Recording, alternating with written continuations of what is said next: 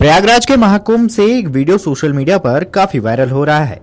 इस वीडियो में बक्सर के कुछ लोग नाव के सहारे बक्सर से प्रयागराज तक की यात्रा करते हैं, खान पीन की व्यवस्था रखते हैं, साथ ही नाव से ही नदी पार करते हुए वो सीधे प्रयागराज महाकुंभ पहुंच जाते हैं, जिसके बाद इनकी चर्चा सोशल मीडिया पर काफी हो रही है। वीडियो भी वायरल है। बता दें कि बक्सर के एक गांव के 8 युवकों ने प्रयागराज कुंभ स्नान के लिए अनोखा तरीका अपनाया।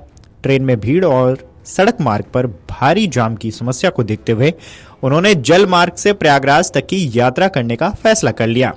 5 दिनों में करीबन 600 किलोमीटर की दूरी नाव से तय की। ये युवक इसके बाद संगम पहुंचे, स्नान किया और वापस बक्सर लौट आए। नाव यात्रा करने वाले युवकों में मनु कुमार, सुमंत चौधरी, संदीप कुमार, सुखदेव चौधरी, रविंद्र चौधरी, रमेश चौधरी और अशोक यादव शामिल थे।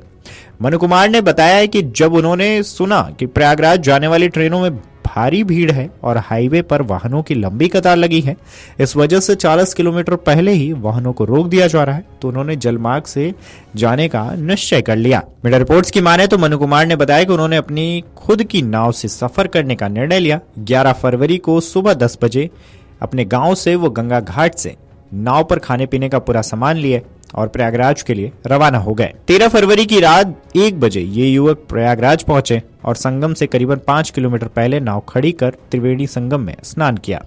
इसके बाद 15 फरवरी को सभी सुरक्षित वापस बक्सर लौट आए। यात्रा के दौरान किसी भी तरह का डर या घबराहट नहीं थी, क्योंकि ये सभी युवक नाव चलाने और मछली पकड़ने के काम में पहले से ही निपुण थे। उन्होंने बताया कि नाव पर ही खाना बनाया जाता था और सोने की व्यवस्था भी वहीं थी। सफर के दौरान 4 लोग नाव चलाते थे, जबकि 4 लोग आराम करते थे। यात्रा के दौरान कई बार गंगा की धारा भ्रमित कर देती थी, खासकर जमानिया के पास जहां नदी 2 धाराओं में बढ़ जाती है। वहां कई बार वे गलत दिशा में चले जाते और फिर वापस लौटकर मुख्य धारा पकड़नी पड़ती। यह सफर जितना रोमांचक था, उतना ही धैर्य की परीक्षा भी ले रहा था। यात्रा के एक और सहभागी सुमित चौधरी ने मीडिया को बताया कि जब उन्होंने गांव में अपनी योजना के बारे में बताया तो लोगों ने उनका मजाक उड़ाया और कहा कि यह असंभव है, आधी रात में लौट आओगे। लेकिन युवकों ने अपने हौसले को बरकरार रखा। उन्होंने कहा कि बीच रास्ते में जब कठिनाइयां आई तो थोड़ी हिम्मत जरूर डगमगाई, लेकिन यह सोचकर आगे बढ़ते रहे कि अगर वापस लौटे तो गांव में लोग हमें और भी ज्यादा ताने देंगे। यात्रा के दौरान पेट्रोल की जरूरत को पूरा करने के लिए युवकों ने 20 लीटर पेट्रोल का गैलन अपने साथ लिया। कई बार अतिरिक्त पेट्रोल खरीदकर स्टोर कर लिया। पूरी यात्रा में करीबन 20,000 रुपए का खर्च आया। इसमें 8,000 रुपए सिर्फ मोटर बोट के पेट्रोल पर खर्च हुए। नाव पर सफर को सुचारू रूप से चलाने के लिए हर समय 2 लोग नाव चलाते थे, जबकि बाकी लोग आराम करते थे।